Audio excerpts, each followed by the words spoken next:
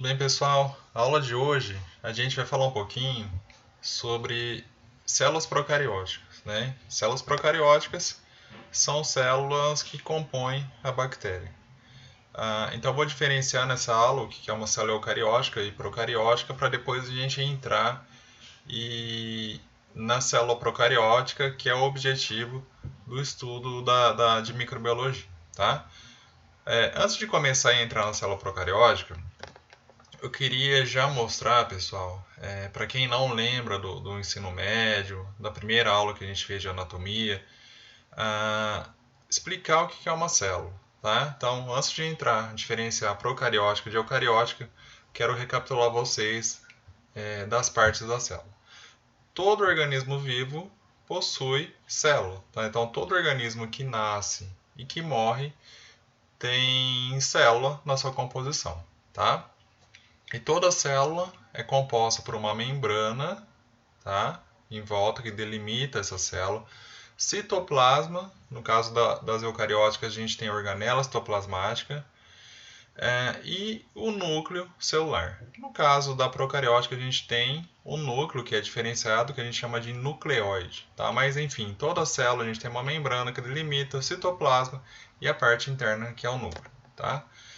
Célula, que eu acabei de falar, uma forma todo organismo vivo. Então, tudo que a gente pensar que é vivo, seres humanos, insetos, animais, a própria bactéria, que é um ser vivo, tudo que nasce e que vai morrer é composto por célula.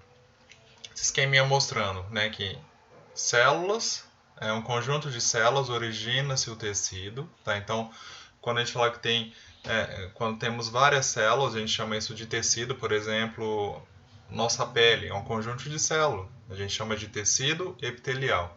Nossos neurônios também é um conjunto de células que chamamos de tecido nervoso. Células da gordurinha, né, que tão indesejada aí, tecido adiposo. Então, ou seja, todo conjunto de célula a gente chama de tecido. Os tecidos vão formar os órgãos. No caso da gente, ser humano, órgãos que a gente tem coração, pulmão, cérebro, pâncreas, estômago, vão formar os órgãos. Conjunto de órgãos, a gente viu em anatomia, estudamos lá sistema digestório, sistema respiratório, sistema reprodutor masculino, feminino, vai originar o sistema. E um conjunto de sistema forma o organismo, forma o nosso corpo. Tá? No caso aqui do ser humano. Eu gosto de colocar essa figurinha como uma metáfora do que é célula. Né? Quando a gente olha na parede de casa, nós não conseguimos ver o que está por trás dessa parede, que são os blocos, a não ser que a gente tenha uma parede em casa que não foi rebocada, nada. Mas quando a gente olha numa parede, no caso dessa casa aqui, por exemplo, né, eu não consigo ver os blocos por trás. Tá? O que seria aqui então? O que seria a metáfora? Né? A célula, pessoal, seria o tijolo, os blocos de concreto aqui. Então, cada bloco que vocês estão vendo seria uma célula do meu corpo. O tecido seria a parede, formando a parede. Porque eu não falei que um conjunto de célula a gente chama de tecido. O órgão, né, um órgão do nosso corpo, seria um cômodo da casa. Então, o que seria um órgão? Tá? Um sistema, se a gente pegar um prédio no caso, um sistema seria o apartamento. E o organismo inteiro, o organismo seria o prédio inteiro. Então, uma metáfora, comparar uma construção com o nosso corpo, com o nosso organismo, a gente chegará nessa situação aí, tá? Agora vamos entender. Nós vimos o que é célula. Agora a gente tem dois tipos de célula, que é a célula procariótica e a célula eucariótica. A gente percebe, já pelo desenho, que a célula procariótica é muito mais simples do que a célula eucariótica. Além, tudo bem que eu coloquei as duas do mesmo tamanho, mas a célula procariótica é muito menor ainda que a célula eucariótica. Então, se eu pegar essas duas células, a eucariótica, se eu pegar o citoplasma dela, está cheio de organela, cada organela com uma função específica. Não é o objetivo da nossa aula de micro, tá? A gente viu isso na primeira aula de anatomia. mas eu não vou ficar falando de cada organela. Procariótica, a gente só acha ribossomos aqui no citoplasma. A função do ribossomo é produzir proteína para a sobrevivência da célula. Eucariótica, a gente tem aqui mitocôndria, retículo endoplasmático granuloso, retículo liso, centríolo, ribossomos também e vários outros tipos de organelas. Tá? Então, procariótica, a primeira coisa, é uma célula bem mais simples que a célula eucariótica. A diferença das duas. A procariótica, ela não possui carioteca. O que é carioteca? Carioteca, eu disse que nesse desenho aqui, né, voltando, que toda célula tem membrana, tem citoplasma e tem um núcleo aqui no centro. A célula procariótica, ela tem membrana plasmática, como a eucariótica. Ela também tem DNA célula procariótica, assim como a eucariótica. Só que vocês podem perceber que o DNA da célula procariótica, que é essa parte amarela, está solta no citoplasma. Da célula eucariótica ela está presa por uma membrana que a gente chama membrana nuclear, que é a mesma coisa que carioteca, que são sinônimos. Tá? Então, a membrana nuclear, cuidado para não confundir com membrana plasmática. Então, isso cai muito com concursos, peguinhas também. Membrana plasmática ou citoplasmática, que é a mesma coisa, as duas células têm. Membrana nuclear, que é chamado carioteca, apenas a eucariótica tem. Então o DNA fica preso na membrana nuclear, diferente da procariótica, que o DNA fica disperso. A procariótica não possui organela citoplasmática, e a eucariótica possui organelas citoplasmáticas. O que seriam organelas que eu acabei de falar? Mitocôndria, retículo, centríolo, lisossomo e tal. Procariótica só tem esses pontinhos azuis, que são os ribossomos. Procariótica presente em bactérias e cianobactérias. O que seria cianobactérias? É um tipo de alga, tá? Eu só coloquei cianobactérias porque vocês forem procurar na internet vai aparecer esse nome. Aí vocês vão falar assim, o professor falou que só estava presente em bactéria e tal. Cianobactérias é um tipo de alga, antigamente chamava de algas azuis, presentes nos oceanos, que também é composto de células procarióticas. Tirou bactéria e cianobactéria, todo o restante dos organismos vivos são formados por células eucarióticas, tá? Procarióticas são células, a gente fala que são unicelulares, as eucarióticas são pluricelulares. Se a gente pegar, entrando nesse assunto, pluricelulares são organismos formados por várias células, no caso nós seres humanos somos pluricelulares. Se eu pegar aqui a minha mão, meu braço, se eu pegar um pedacinho, são várias células. Pluri, lembra? Plural, vários. E as bactérias são formadas por apenas uma célula. Então a bactéria ela não tem nem um conjunto de células. A bactéria não forma um tecido.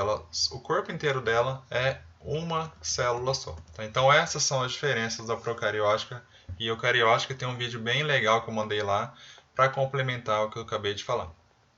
Então a célula eucariótica é bem mais complexa. Agora vamos entender um pouco da célula procariótica, pessoal. Eu falei que a procariótica é formada por uma célula só. Então, a bactéria, que é a célula procariótica, é só isso aqui. Algumas particularidades que não tem na eucariótica. Primeira coisa, ela tem uma membrana celular, que eu acabei de falar que tanto a procariótica como a eucariótica tem, tá? Mais interna, que delimita a célula. Ela tem uma parede celular. Essa parede celular tem a função de proteger mais essa membrana celular, tá? A gente vai falar depois de gram positivo e gram negativo. São dois tipos de bactérias. Então ela fortalece essa bactéria. E acima da parede celular, ela tem uma cápsula. Essa cápsula aqui dá mais resistência à bactéria ainda. Fizeram um experimento com camundongos, colocaram uma bactéria chamada pneumococcus nos camundongos, tá? Colocaram os pneumococos sem a cápsula, tiraram a cápsula da bactéria dos pneumococos e colocaram em outros ratos esses pneumococos sem a cápsula. Colocaram uns com cápsula, outros sem a cápsula. Todos os camundongos tiveram pneumonia, porque pneumococo leva a pneumonia. Porém, os pneumococos com a cápsula, os ratos vieram a óbito. Os pneumococos que não colocaram com cápsula, os ratos tiveram pneumonia, porém sobreviveram. Ou seja, essa cápsula dá mais resistência para a bactéria. Tá?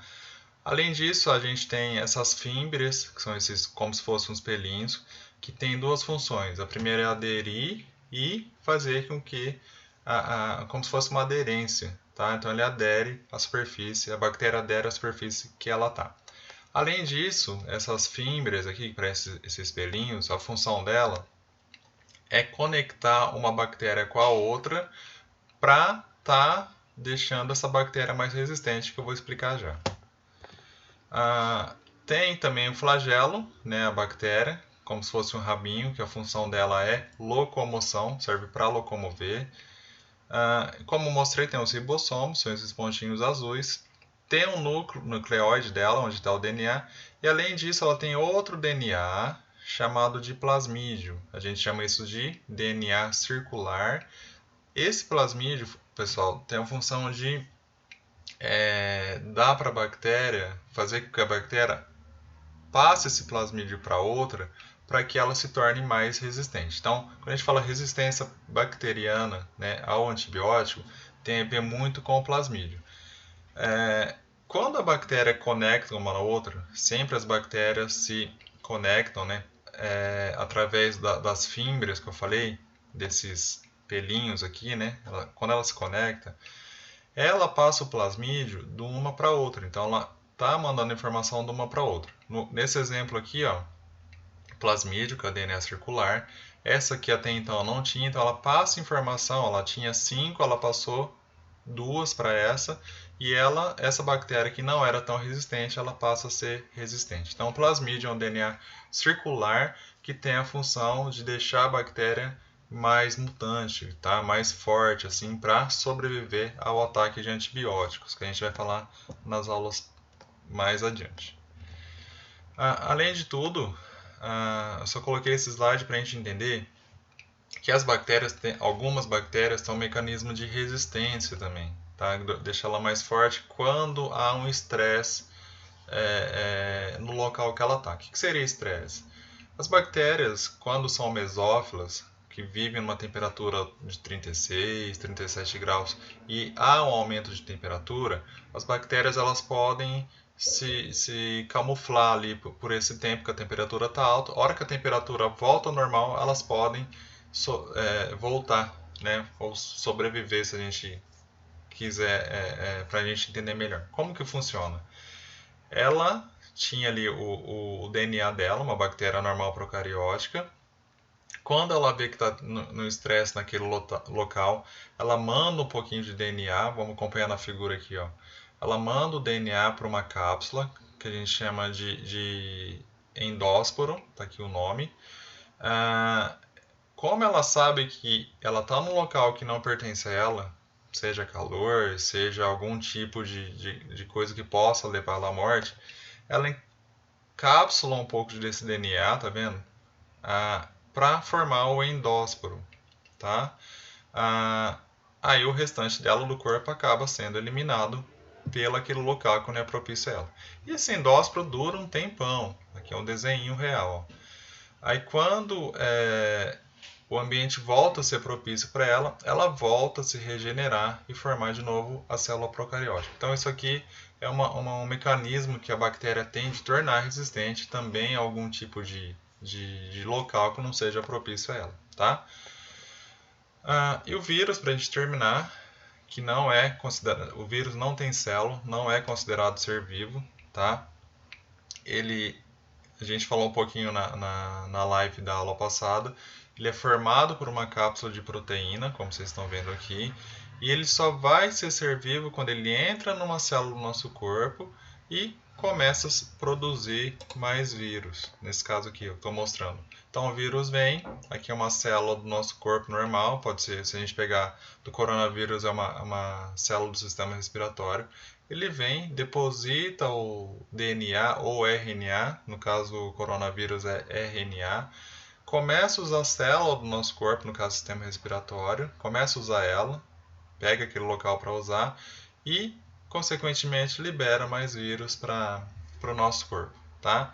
O vírus eu prefiro deixar um pouco para frente para a gente falar melhor sobre esse tipo de micro-organismo, tá? Até o momento, quero que vocês entendam que o vírus ele não é composto por célula e apenas só por uma cápsula proteica, tá bom? Certo, pessoal? Então, até a próxima aula.